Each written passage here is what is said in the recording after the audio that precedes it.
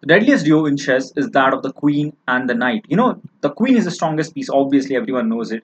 At the same time, it cannot move like a knight, which gives the knight a very unique value. The knight is like a psychopath, he moves in a very unique movement, like no one else, right?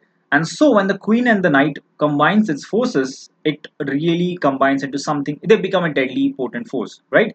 So that the deadliest duo in chess is that of the queen and knight working together, and the pattern is extremely unique. As you will see, I'll explain you how the checkmate can happen when you have a knight and queen. So it's white to play checkmate in two moves. This composition was composed by Orsini, Emilio, and it's made in two. So go ahead, pause the video, try to find this beautiful checkmate, which will again, it will teach you a lot of things because the pattern is extremely unique and beautiful. So okay, so if you want, you can pause it. I'm gonna go right ahead, explain you this the position. Currently, we can see there is a knight. Black has a knight, but that's pinned, so the knight is kind of immovable. At the same time, we have two knights as well, but both of them are hanging. And if basically, if you try to save the knights, it won't be a checkmate in two. So here is a very interesting move. White's key move here is to play knight to c6. We are offering not one but both the knights, and he's basically free to capture whichever he wants. Obviously, the knight on e6 is pinned, so it can't really move. So black's only option is to move the king. He has three options now: to take the knight on c6, to take the knight on e4, and to go to c4. Right? Let's have a look at the obvious one. King takes knight on c6.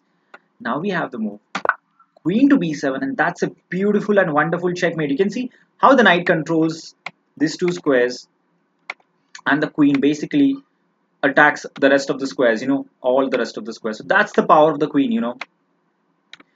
So this is how both of them combine. The knight will control one complex. A knight in this particular position controls the dark squares, whereas the queen attacks all the light squares. The same thing happens when the king captures the knight on e4. Knight is controlling the dark squares, the queen has to control the light square, and that's why queen to f3 is the checkmate. You can see how there's a difference of two squares between them, diagonal difference, and that results into this beautiful checkmating pattern.